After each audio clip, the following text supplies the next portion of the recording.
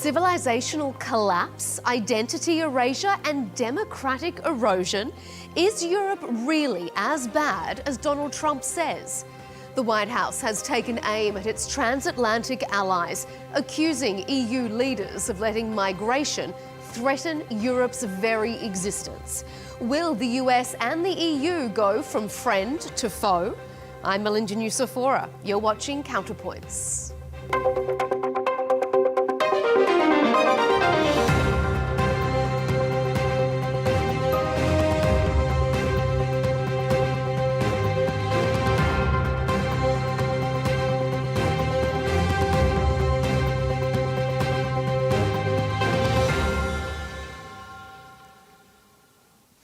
Make Europe great again. Not content with his American self-improvement project, President Trump has now set his sights on rebuilding Europe in his own image.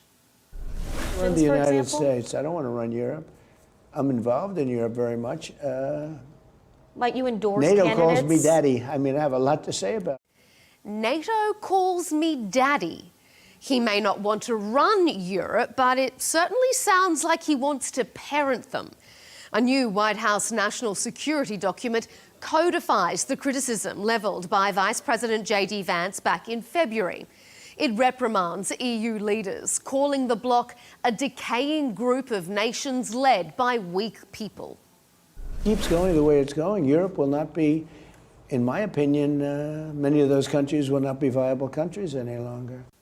The president even suggested the US should cultivate resistance to the EU in upcoming elections. His comments come after the bloc fined his mate Elon Musk's company X $140 million for breaching EU online content rules. Musk, in reply, is calling for the European Union to be abolished. Coming up, we'll debate if the EU is at risk of becoming non-European, if it's acceptable for the US to try to influence EU elections, and we'll ask, is the traditional US-EU relationship over?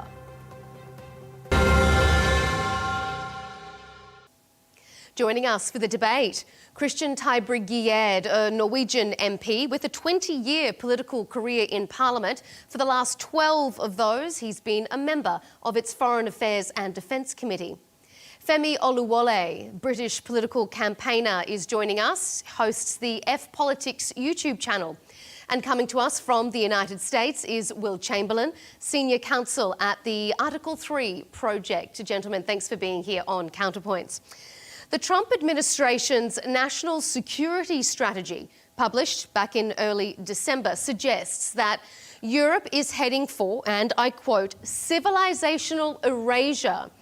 This isn't the first time the White House has lashed out at Europe, but it is the first time it's been codified in such an explicit way.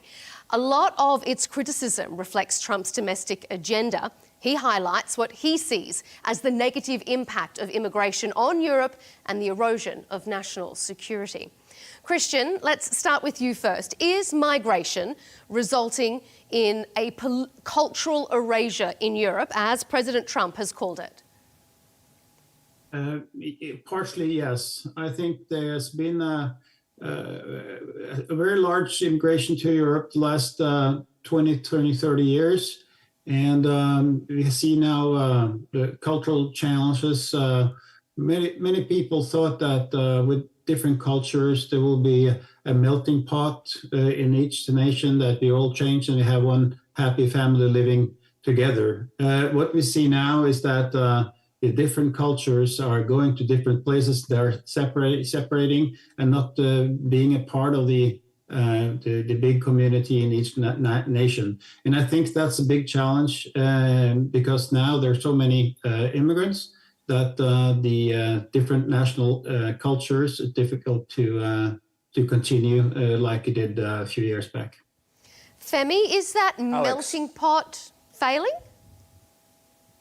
I would just be curious to ask Alex, what elements of Norwegian culture have been erased by immigrants? What cultural touchstones would you say have now gone because of immigrants? the general national culture, meaning the values that we have as a nation, as a European civilization, that Christian values that we have is about equality in the sexes, it's the freedom of speech, it's the how we treat women, how we treat our children. There are different aspects here that is difficult for us to accept. Being a very liberal democracy, and we see a culture coming in and have different aspects on these issues. So that happens so Alex, in schools, that happens in... You seem to be arguing that Christianity and equality of sexes and free speech have gone because of immigration. Like, have the immigrants come and they have gotten into power and they're the ones that have changed the free speech laws of the UK, of Norway, or is it that the Norwegian people have changed their laws in accordance to their own wishes? Because this idea that immigrants are erasing our culture, it's utterly farcical, because it's not immigrants that have the power to erase culture, because A, they don't have the numbers, B, they don't have the power. It is utter scaremongering to try and blame immigrants for the problems that exist in your own country. Okay, I'm going to bring Will in a moment, but Christian, I'll just get you to reply to what Femi is saying.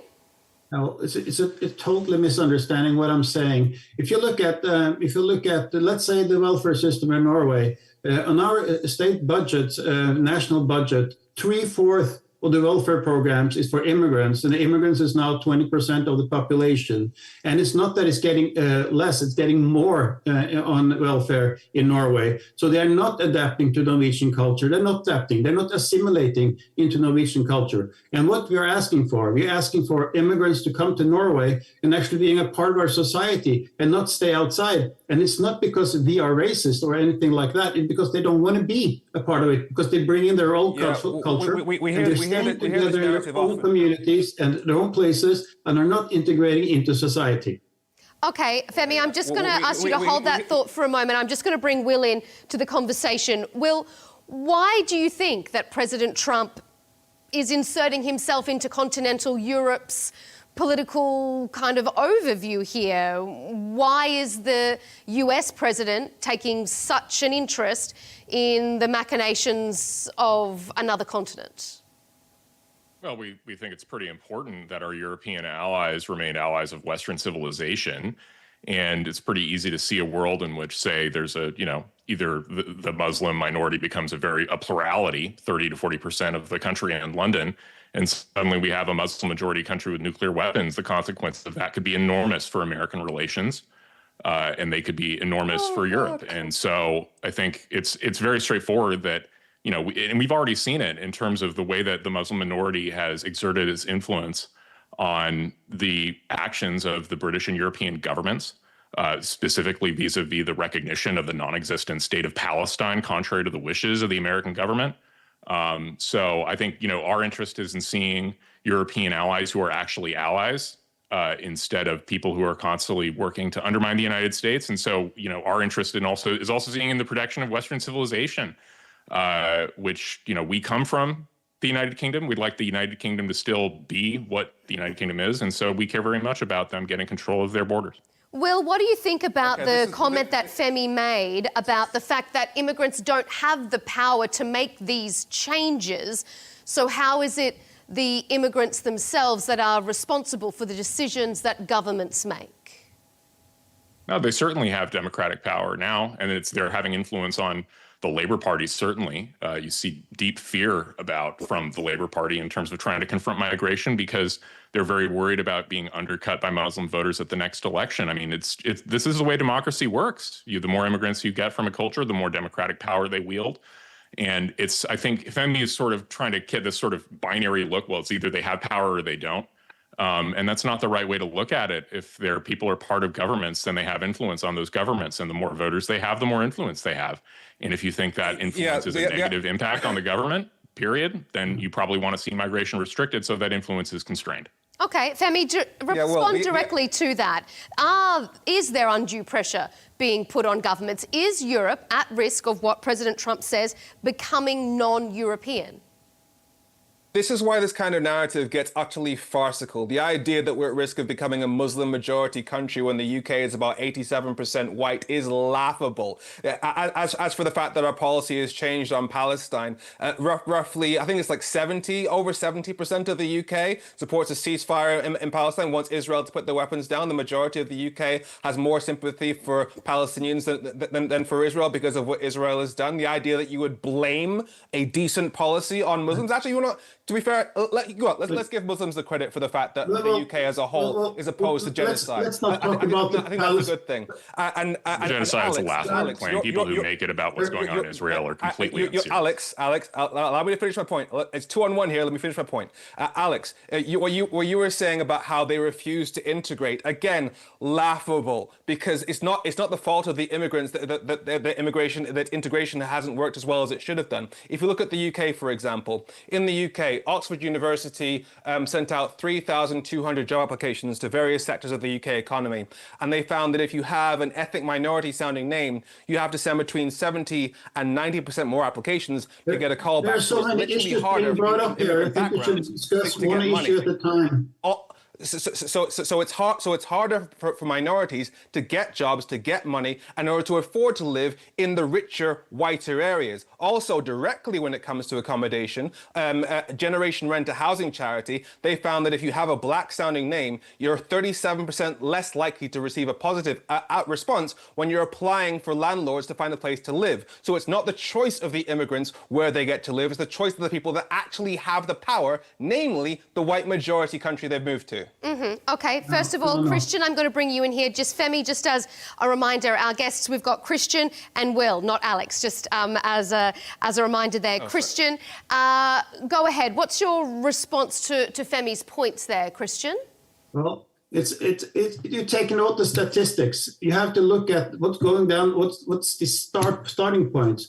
The education in Norway, the education system in Norway is very inclusive. It's all adapted to immigrants coming to Norway. Still, we see that the community of immigrants are not doing well in school. They're not doing the schoolwork. They don't have the parents that tell them to do the schoolwork. This is how it started. When the parents are not trying to be a part of their young children, doing homework, for example, joining in different school activities, they're not following up their children at schooling and at different sports arrangements. It starts there. That's where the problem with the disintegration starts. It's not about percentages that lives in a nice area or not. Because if you're a private business and you're saying that you're not going to be accepted if you have a name that is different than from the majority, that makes no sense, because a business would like to make money. So they will hire the person that can create most money for the company. They don't care if you're from China or Africa or wherever you're from. If you make money for the company, they're going to hire you. True. And the Norwegian government, you even have people being, if you have to speak one at a time, it's easier. You even have programs that let immigrants in, even though they're not qualified to be there. And also, if you look at another part of Norway, the crime rate is incredibly high. And why is it that the immigrants come to Norway for free with two empty hands, and they're still becoming many of them becomes criminals in Norway? And there's no reason for that. They have all the opportunities. They have the money. They have the welfare, free schooling, free healthcare, and they have all the benefits, but still they're not adapting to Norwegian culture and get integrated in Norway. Christian, this is where you lose. The moment you start to say things like ignore the statistics, you lose the argument. That's why when you start having to argue against what I've said, saying that, employers aren't discriminating against people based on their ethnic background, when I've just shown you the facts show that is true. Oxford University they did an experiment. They sent out 3,200 job applications to various sectors of the UK economy. It is a proven fact in the UK that your ability to get money, get a job, passes through a filter of racism. You saying things like ignore the statistics just shows that your ideology is divorced from reality. Femi, what do you make, though, of Christian's point, his assertion that there's a lack of integration? In terms of a lack of integration, again, who has the power to control how much integration there is? It's not the immigrants who come to the country, because they don't have the power. In terms of who decides who lives where. That is people who own land, people that can make the decision. As I said, in the UK, the statistics show that if you have a name that sounds like you're from an ethnic minority, it is harder to get a landlord to actually take you on. And the thing that we're also missing here is not just a racial divide or a nationality divide; it is a class divide. If you have a system that will force ethnic minorities into poverty, that by not giving them jobs, not allowing them to live in the nicer areas, you create the circumstances that then lead towards crime, because the link between criminality and desperation and poverty is as documented as anything else in sociology. Everybody knows that the poorer areas. Wait a minute. No. This is not good enough. The explanation is not good enough, because you have in Norway, there were poor people in Norway also before. They were living in small communities or living in the areas that was not nice to live in Oslo, but they still didn't commit crime. They were still a part of the society. There's no reason, if you have a small community living in bad areas, there's no reason to commit crime. That's not even, you cannot look at the statistics and say things that you live in a bad area, that's why you have a reason, or there's a correlation between crime and living in a bad area. There's no excuse for that. No excuse for that. What we need to do in Norway, and probably in the UK too, is that we get integration, assimilation of values. If you start there, don't look about where you're from, what kind of name you have. Look at the values that you actually are trying to implement into society and what you can contribute to society, not what the society can do for you. Well, I honestly don't think I need to even argue that the fact that there is a link between poverty, desperation, and crime. But let's talk about what you talk about values. Crime causes poverty, not the other way around. We're talking about issues of the idea that you think you don't even have to argue this namely is so asinine and arrogant, it's ridiculous. Like, he made an extremely good point, which is that there are poor people who live in the country and aren't committing crime. Like, what? Are you saying that there is no correlation between poverty, if you just didn't have enough money, would you go start robbing banks? Are you saying there's no link between poverty, desperation, and crime then? I'm saying you have to establish it. I think that the actually no. Are you saying there's no link living in a high crime area causes poverty because you can't focus on it? But rather that, like, the idea that, again, would you personally go rob banks if you suddenly had no money in your bank account, or would you get a job? I asserted that there is a link between poverty, desperation, and crime. You are saying that I'm ridiculous. You can't answer the argument. You can't answer at all. You're saying he doesn't have an argument, but you can't answer anything, which is the most basic point about human psychology. That if it's rather than assuming it's poverty that causes crime, maybe it's bad morals that cause crime. So I suggested that the link between poverty, desperation, and crime. Are you maintaining, in order for us to move past this point, are you maintaining that there isn't a link? There might be a slight one. I'm not sure exactly what it is. Okay, so you admit that there's a link. So what are we talking about here? All right, let's let Femi respond to that response that you've given, that you say that there is no link. Femi, you respond. Christian and Will, then I have individual questions for you. Femi, just briefly, what's your response if Will's saying that, and Christian, that there is no link? Anybody that Femi, go ahead. Yeah, that's not my argument. Sorry, if your argument isn't that there isn't a link between poverty, desperation, and crime, then what are we even talking about here? I said that, and then you then... The argument is that the link is trivial in comparison to individual morals. Yeah, it's very easy if you're rich to say, well, you morally disgusting people who choose to commit crimes even though you're in poverty. Well, again, I ask you the exact same question. If you were poor, would you rob a bank? Yes or no? I couldn't tell you if I was in absolute poverty. You don't know? If I was in absolute poverty, you should be deported. If I was in absolute poverty, you don't know. And I had children that you shouldn't rob a bank. It's immoral. Why would you rob a bank? Okay. The idea. Have you ever been in poverty, my friend? Personally, no. But I'm pretty confident under any circumstances I would never rob a bank because it's wrong. Bank's money is not mine. It is very easy for somebody who has never experienced poverty to say that they would act in complete morality when put in a situation of desperation. It's very easy for you to do that. I think it's pretty easy to say I wouldn't steal from other people. Okay, I'm just going to turn us back to the point at hand, just because I need to make sure we cover our topics before we run out of time. Will, I want to ask you, is European civilization so fragile that it is under threat from a minority? Is the minority more powerful than continental Europe and its long history and its long civilizations? Isn't that Europe's problem then? It's getting more and more powerful every day. I mean, look at what happened in England and Birmingham, where you have a massive Muslim minority concentrated in that area, and they managed to convince the government to completely bar the attendance of Israeli fans from a stadium. I remember the United Kingdom taking the right side in World War II and being philo-Semitic, not anti-Semitic, but all of a sudden we have a concentrated minority of Muslims in a city, and they're able to bar the attendance of, essentially the fans of the Jewish state from coming into their city. I mean, that's wild. And that's just one. There's a bazillion examples. I mean, I'm sure Christian has plenty of more from what integration looks like in Norway. Again, if you increase the proportion of immigrants, you get increasing political power. That's the way it works, especially in parliamentary democracies. Where just to point out, in that example you gave there, Will, that wasn't Muslims forcing the government to do it. It was an independent police decision due to a public law and order threat. So I don't agree with that. The idea that there was independent and uninfluenced by the local MP making a big stink about it is... Okay, all right. Femi lives in Birmingham. So Femi, give us your point of view. I actually live in Birmingham, so I'm not going to allow you to talk absolute nonsense about my city, because it was a decision made by Birmingham City Council in coordination with the West Midlands Police that, given that the Israeli Maccabi Tel Aviv fans had committed acts of criminal violence in Amsterdam, that it was a security risk to the people of my city. That's the reason they were banned. So to blame that on Muslims for the crimes committed by Israeli fans that, by the way, Israel recently had to ban themselves because when Maccabi Tel Aviv fans during a derby match that happened in Israel, they started rioting. So it is not the fault of Muslims, it is the fault of Israeli fans. Christian, I want to ask you, President Trump also says the EU is undermining its own democracy.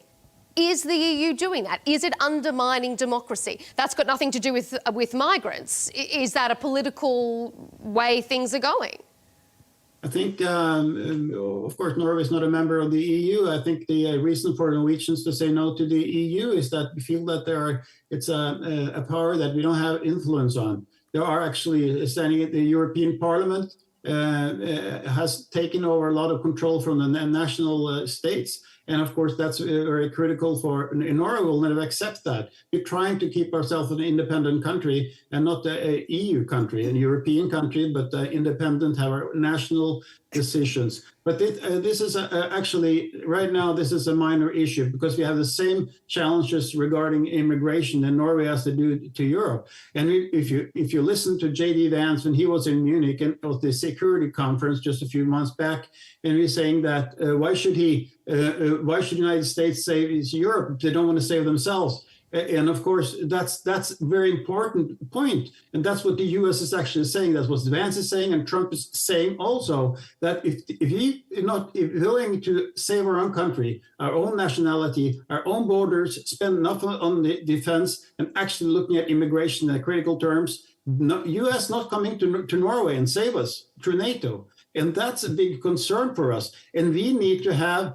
an immigration policy that actually is able to care of our own culture, our own national culture. Norway for 2,000 years, Norwegian culture, it has developed, but it has developed on Christian values. And the Christian values are different than the Muslim values. And in Oslo now, 25% of the population are Muslims. Meaning that happened only in 30, 40 years. And if you look at the statistics, of course, in due time, 10, 15, 20 years from now, there will be 50% Muslim population in Oslo. So this is going to happen unless you change it. And of course, you're talking about Israel and the Jews. There are 15 million Jews in the world, and they are surrounded by 1 billion Muslims. And seems to be the big problem for many people, that the Jews are 15 million people. And remember, there are very few. In Norway, there are 1,500 Jews. They still have a problem actually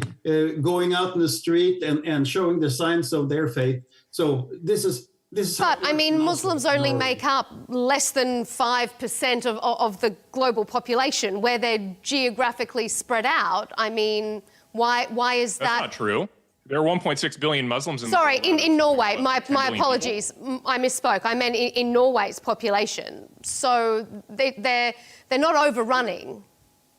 There are 1,500 Jews in Norway. Their embassy is actually protecting by police and barrage in order to not get to the embassy. They are afraid of going to school. They are being actually harassed at school. There are so few, and even they are being harassed. And why are they being harassed? It's because they're Jews. There's no other reason for that. That's anti-Semitism. That's anti-Semitism as how it works. There's no excuse for that. And then you say that it's a minority that actually does that. No, it's actually understanding of the Muslim community. They're not protesting against it. They're saying, oh, we didn't do it because we didn't. But they are supporting it through their families, through their own culture, through their mosque. They're anti-Jew attitude, which is frightening for us because we experienced that in the 30s, and you're looking at the same thing now. If you look at what happens with the Muslim community in Europe, they're actually going after the Jews, and it's a terrible thing for the history and what we experienced only 60, 70, 80 years ago. Obviously, anti-Semitism is a terrible problem. We're seeing it all over the world, Australia as an example. But I want to move us on, turning away from migration as we move through our debate now, focusing more on influence. Because at the start of this year, we saw Elon Musk addressing the campaign launch of German right-wing party, the ADF. He was, at the time, the head of President Trump's Department of Government Efficiency. The president himself recently boasted in an interview that he turned Argentina's Javier Milei's electoral fortunes around, helping him win the election in October. And now, President Trump says he'll turn his attention to European elections, where he wants to cultivate resistance to the direction the EU is heading in. Will, is it acceptable for the US to influence elections in another country? Sure. The Europeans have been doing it to us for quite some time. There's plenty of effort by Christopher Steele and British intelligence to try and intervene and meddle in the 2016 election. In general, the European Union is much more favorable towards Democratic candidates than Republican candidates. I don't see why what's good for the goose isn't good for the gander. Moreover, especially because we're footing the bill for continental security for European countries. I think we're quite tired of European posturing and adversarialness towards us, given that you're under our security umbrella. So I think we have an interest in seeing that friendly leaders are elected if we can. Obviously, it's ultimately up to the people of their own country to vote. We're not going to, meddle with your voting mechanisms, but certainly we're going to make clear what we would like to see. And I think, especially in a case in the United Kingdom, we would like to see very clearly. I think we'd like to see Nigel Farage as the Prime Minister of the United Kingdom. I think that would be very, very good for United States relations. So why is it okay, Will, for the US to intervene in elections, but the world is up in arms if Russia is intervening in elections, if China is intervening in democracies? Why is it okay for the US but not okay for those sorts of countries? Well, I mean, we're the good guys and they're the bad guys. I mean, that sounds trite, but it's true in the sense that, Russia so says you. I mean, Russia and China are adversarial nations and adversarial to the entire European project, adversarial to the Western civilization more broadly. We should look at, that's not benign influence, that's hostile influence trying to undermine the civilizations, whereas we want to see European civilization, Western civilization preserved. I don't think it's, and moreover, they're not, again, if the European countries want to treat Russian and American influence the same way, they're welcome to go operate under the Russian security umbrella. Go for it. Femi, how does that sound to you? Is it not hostile influence if it's coming from the US? Because, as Will said, they're the good guys. Just say you hate democracy. Just come out and say you hate democracy. Because if you're okay for foreign countries to essentially severely influence and distort voting in another country, you don't care about the actual wishes of the people in that country. Are we changing the voting machines? Just say speaking. If your idea is it's upsetting to you to democracy. hear American speech in your elections, then who actually really doesn't like democracy here? Maybe it's you who don't like democracy because you think people are so stupid. They'll just, they'll be irrational with regards to what Americans say and what President Trump says. It's President Trump says this. Well, I guess I'm an automaton and I'll vote for it. That seems to be your view. Okay, Femi, respond and then I'll hand it over to Christian. Yes. No, just a moment, Christian. We'll let Femi respond first. we know that the history of elections, people can only make democratic elections. Christian, just a moment. Let's let Femi respond to what Will was saying, and then I'll hand it over to you. People can only make their decisions based on the information that's provided. Free elections, we know that has happened in Europe. Wait your turn. Free elections. Wait your turn, Christian. Free elections. Christian. Just a moment, Christian. Let's let Femi respond first to what Will was directly saying to him, and then I'll hand it over to you. Femi, go ahead. People can only make their decisions based on the information that's available to them. So if America invests billions of pounds to distort the information that's provided to the people, then they can distort elections. As for the idea that Nigel Farage becoming Prime Minister would be good for the UK, given that Nigel Farage is the only thing on Nigel Farage's CV, his resume, is Brexit, something that has fundamentally damaged the UK economy, damaged our health service, that would obviously be a disaster for the UK. In fact, he supported a no-deal Brexit, which means having no deal with our 30 closest neighbours, which is something that every successful economy on the planet has chosen specifically to avoid. The reason why Donald Trump supports policies like Brexit, just like Vladimir Putin supports policies like Brexit, is because a divided Europe is a weaker Europe. He wants to make sure that we don't have the power to stand up to the US. And in fact, he's explicitly said that in any trade deal he does, he's going to make sure that the other country pays more for medicines so that American companies can pay less. And given that he sees the National Health Service of the UK as an enemy because we pay about a third of the price for our drugs as America pays. So if Donald Trump was to get his way in terms of influencing our democracy, that would damage our National Health Service, putting UK lives at risk. So the idea that the influence of America is benign because you're the good guys, laughable, especially because right now, America definitely not the good guys, supporting genocide in the Middle East, that they are not the good guys. We're dealing with a man who's recently been found to be in the Epstein list. He's somebody who committed a sexual assault against E. Jean Carroll. This is not a good. Okay, Femi. All right, Christian, go ahead. No, I'm saying it's very interesting to see how people are defending democracy and free elections. When you look at all the nations that do not have free elections, that do not have democracy, where are they located? They're not located in Europe. They're located everywhere else in the world, and in Africa and the Middle East, where you don't have free elections. And what you're afraid of in Europe is that if you don't support the original cultures and the nationals for the original cultures, you reintroduce democracy and change democracy by its own terms. You see that they are voting in blocs. They are not doing representative by parties. They are voting for issues together and not by different divisions within the parliament. You see that all over, they are standing together. They're not trying to have different point of views on different issues. And that's very important, that in a democracy, you need to have different ideas and different opinions on different issues. And you Christian, I want to ask you though, do you welcome American intervention in European elections? Would you like to see President Trump or Elon Musk having a say and influencing elections in Norway? What I like to say is that Norwegian politicians, Norwegian media is influencing America all the time. All the time. It's been for many years. They have favored Democrats in the U.S. And they are actually that is actually how we're based on being anti-American in a way by always favoring the Democrat candidates. And in Europe, you must understand that it is in the U.S. But yes or no, would you welcome American intervention in your elections? No, yes, because the U.S. is looking at its national interest. They're not looking at Europe's interest. And it is in U.S. national interest that nations are standing on their own cultures and national culture, as it was before. The experience that the U.S. has, the more diverse the European countries become, the less supportive of the U.S. they get. And that's a fact. That's just how it is. Wait. Look at one of the opponents. Look at one of the people. You welcome Donald Trump. We are discussing right now. Okay, Femi?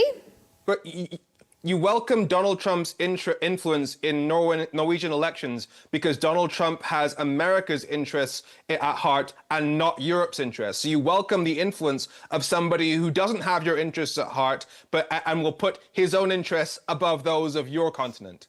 What? I look at America's interest as Norway's interest. I look at Norway and America as two partners. I support the Republicans in the U.S. and I think it's a good thing that the Republicans in the U.S. are trying to influence the European elections. I have nothing against that. I understand that because that happens all over the world. The Russians are trying to influence our elections. They are doing that. All other tyrants is also trying to influence elections in Europe. I guess as a idea of balance, I should ask you, Christian, the question I asked Will, and because you brought up Russia, if you appreciate and you welcome US intervention or influence in Norwegian elections, do you welcome Russian influence and intervention in Norwegian elections, or Chinese or Iranian? Of course not. Of course not. I am totally against the ideology of Putin, against the violence that he's actually doing against Ukraine. I'm totally against Russia, but I support the U.S. because I support the values of the U.S., which is similar to European values. The Europeans came to the United States as immigrants only 200 years ago, and actually European immigrants is United States, a large part of the United States today. So it's, I mean, of course, I support that they support or understand that the Trump is trying to influence European politics. I don't like Putin to influence European politics, but I totally disagree with his ideology.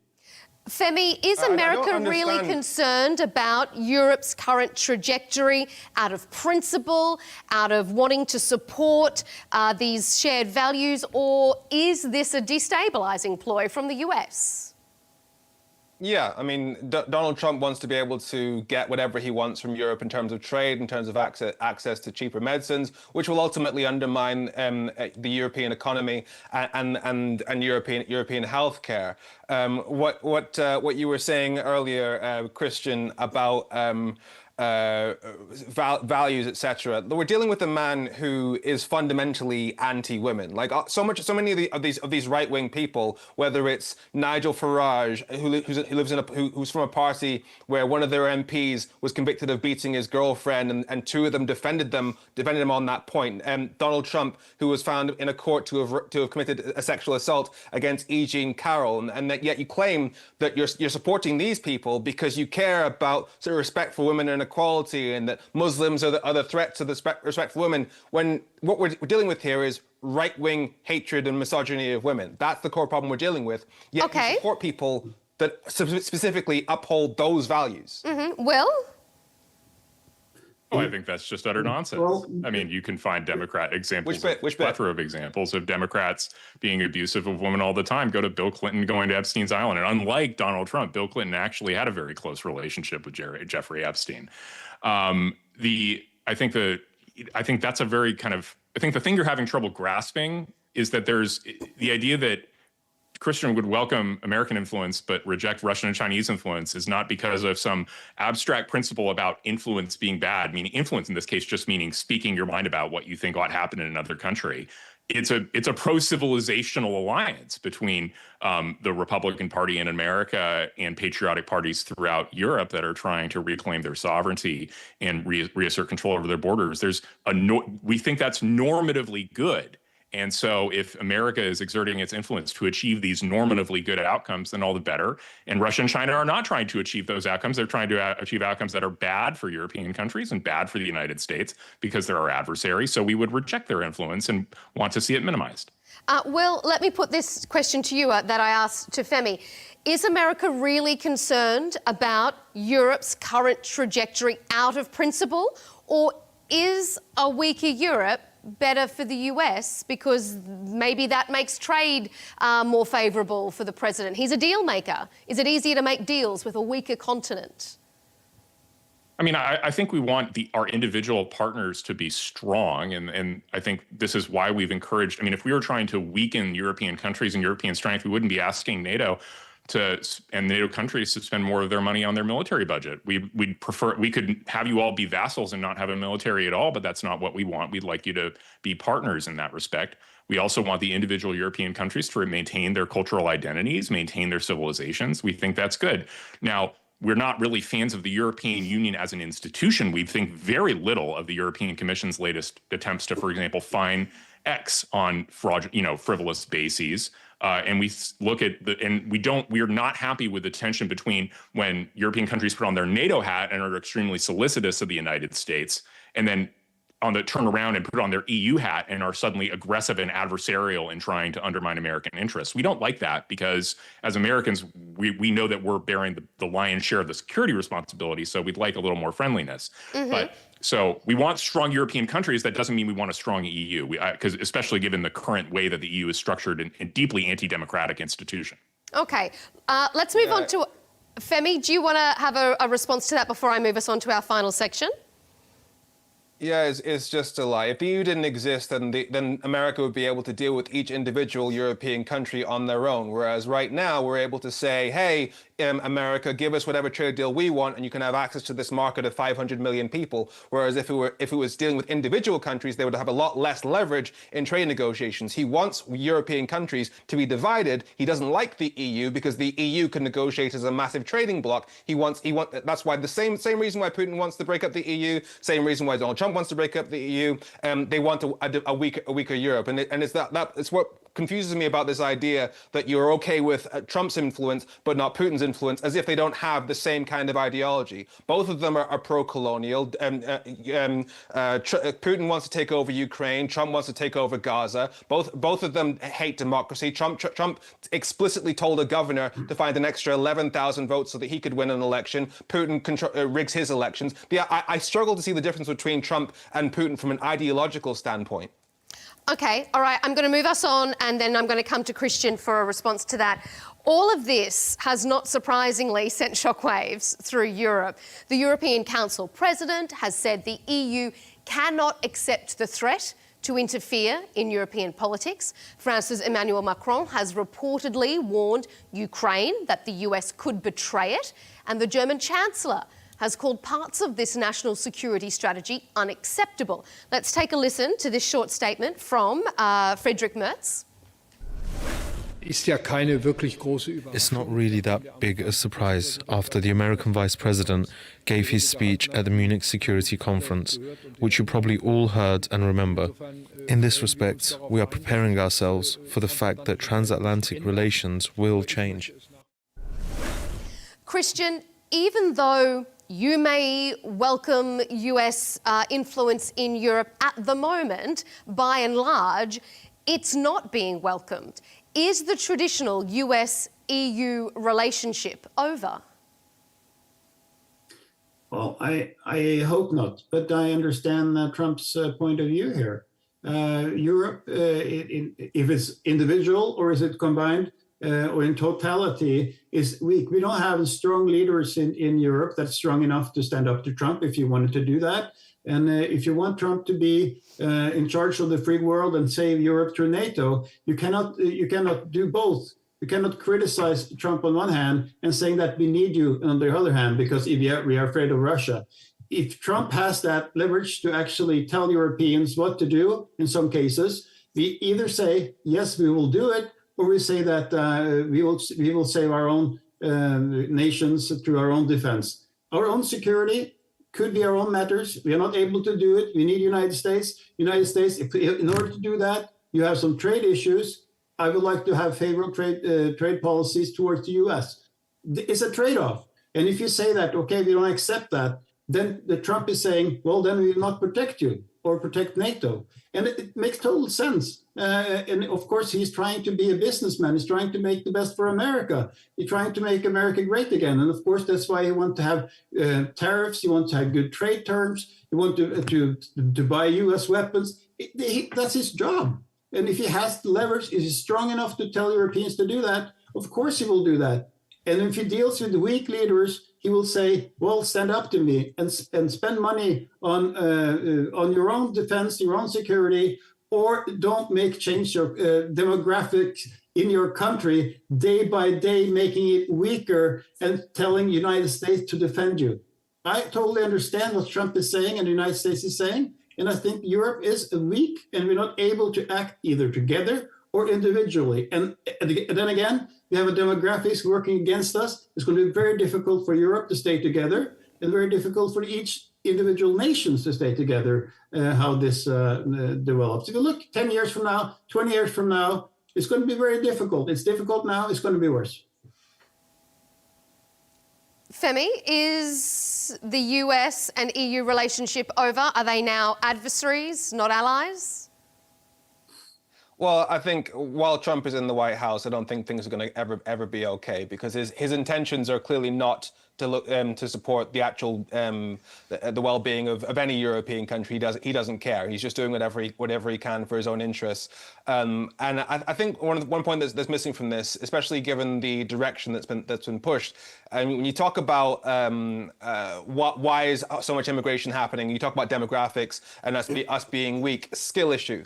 Like these people like Donald Trump, these people like and Nigel Farage, these hardcore right wingers, they keep pushing policies that make working class people poor. For example, Brexit made working class people significantly poorer in the UK, and it's one of the reasons that we're not having enough kids. Like often these right wing people, they talk about how we're being replaced and blah blah blah, but you create the situation where European countries simply can't young generations like young Gen Zs, millennials can't afford to have kids. And therefore, we end up relying on more immigration. But that issue is being created by your right-wing policies, whether it's Nigel Farage or the extreme capitalism in America. Nonsense. But what you're arguing there is actually wrong. In Norway, you have welfare up our ears. And you can have as many children as you want, and you get welfare from the government. But still, they're not giving birth to enough children in Norway. So it's not about money. You're talking about money and you're talking about statistics. We're talking about facts here. If you look out of the window, you see changes in Oslo all the time. And you see that the different communities are sticking together. They're not trying to melt the melting pot. That was the idea about immigration. They came with two empty hands from all over the world. They came to Norway, in my case, and there was supposed to be a melting pot that we all stick together with our values. They adapt to the Norwegian culture. They came to Norway, but now they are actually sticking to their own cultures also in Norway. Again, Muslims make up 5% of your country, and you're blaming them for all your problems. Skill issue. 25%. 25%. Will, I want in Oslo, yes, but in your country, no. Will, you jumped in there and said nonsense before. I want to bring you back in. You also said you're not a big fan of the European Union. Do you consider the EU as a bloc to be an adversary of the United States? I don't consider the countries of the EU to be an adversary. I think that the EU as an institution is becoming increasingly adversarial to the United States. I think that's what's demonstrated by the European Commission's fine against American companies. I mean, I think they were having some talk about becoming a regulatory superpower, which is really embarrassing when you think about it. I mean, the idea that your superpower would not be your economic might or your ability to produce or innovate new things, but rather to regulate American companies and extract fines from them is not impressive as a bloc, and I don't think they should do it. To answer Femi's broader point about this sort of like the idea that it's a skill issue, that right-wing parties' policies are responsible for immiserating right-wing people. In the United Kingdom specifically, Nigel Farage put in place Brexit, but it's Boris Johnson that implemented the Boris wave and massively increased immigration into the United Kingdom of people who are not economically net productive and who are extracting more in benefits from the state than they were producing. That's why things are worse in Britain. The social strain on social services is enormous. And we've already seen things in the United States, things are actually dramatically improving in a lot of places. The fisc is improving because of President Trump's immigration policies, and we're seeing massive amounts of self-deportation, finally a decrease in net migration in the United States, the first time that's happened in 50 years or something like that, and things are improving dramatically here.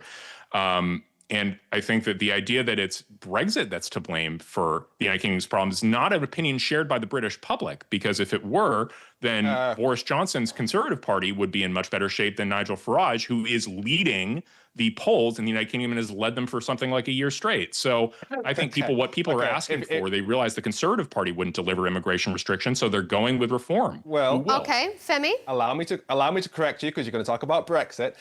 So according to the Bank of England, Brexit has cost the average household about £1,000 a year. The Small Business Federation says that Brexit has, although British Chamber of Commerce says that Brexit has made it harder for 60% of businesses to trade. The National Health Service has said that Brexit has been damaged them. As far as immigration goes, the Office of Budget Responsibility says that because under EU rules, people would come here to work as part of free movement of labour. Post-Brexit immigration has been less economically beneficial because we've lost that free movement of labour system, and so it's a lot less controlled because we've left the EU. And Nigel Farage explicitly backed Boris Johnson's Brexit deal in the election, so all the problems that Brexit has created are on Nigel Farage. He made that happen. So any issues with immigration, he is responsible for that. Any issues with the economy, he wasn't even in the government. Any issues with our national health service, I think you're trying to blame Nigel Farage for something that's Boris Johnson's fault. Okay, but we're not going to go back and re-debate Brexit because that is come and gone. Christian, let me ask you, the EU as a bloc, is it over? Has the EU experiment failed? And do you think, as Elon Musk has said, it should be abolished? Well, it's not up to Elon Musk to say what the EU is going to do. I mean, I know that there are maybe forces in different countries that are very much against the EU, but it means that you need to have strong nationalities, strong nations. If you don't have strong nations, what are you going to go back to? So in that case, it's better to have a strong EU based on democratic values, and then have strict immigration policies for all of Europe, because we have to change our immigration policies. And this debate is about how immigrants is not able to integrate into society, and why European countries become weaker. And they are becoming weaker. You cannot deny that. We are becoming weaker, relatively speaking, and also in terms of our influence in the world. And the numbers of Europeans are much less than they were only a few years ago, and it is increasing. And you may say, "Oh, who cares?" And many people shouldn't care, but I think the Europeans' history, we are actually bringing a lot of history to the world that is worthwhile to take care of. And also, just to have my last point, immigration to Norway and Europe. The idea was to help the immigrants when they come to Norway or to Europe, and they go back and build their own countries when it's safe there. But didn't happen. They never go back, because in Norway they get a lot of welfare. They get welfare from the day they arrive and to the day they die. Okay, we're almost out of time. Very briefly, Femi, the EU experiment, has it failed? Do you think it can withstand this current pressure? Yeah, you said that the Brexit debate is over. It's always, the reason why the EU will never fully collapse is because it's always going to be in the interest of European countries to have the same laws, because the biggest barrier to trade is having to adapt your products to the legislation of different countries when you're trying to operate. So it's always going to be in their interest to make laws together. As for the notion that Brexit is over and a debate that's over, the majority of people in the UK want to rejoin the EU. That's been shown in every poll that's been taken since 2018. So Brexit is not a debate that's over, especially because Brexit is currently making our businesses, making our economy worse. And so if we were to rejoin the EU or release the single market and customs union of the EU, so basically the rules-based system of the EU, then that would significantly improve the quality of life of people in the UK. And as for the idea that I'm blaming Nigel Farage for the problems created by Boris Johnson, the only reason there was a referendum on leaving the EU in the first place was because David Cameron, as Prime Minister, was scared of losing votes to Nigel Farage's UKIP. So he called the referendum because of Nigel Farage. And then when it came to actually going through with Brexit, Nigel Farage stood down 300 candidates of his party in order to help Boris Johnson deliver this specific version of Brexit. So Nigel Farage helped make Brexit happen in the first place and helped get it over the line. So all the poverty that Brexit has added to the UK, that is on Nigel Farage as well. Okay, maybe we have another debate up our sleeve. Will the UK rejoin the European Union? It's been a really interesting one, gentlemen. Unfortunately, we are out of time, so we will have to leave it there. Christian Tybring-Gjedde, Norwegian Member of Parliament, thank you for being here. Femi Oluwole, British political campaigner, and Will Chamberlain, Senior Counsel at the Article 3 Project. It's been a great debate. Thank you so much for your points of view.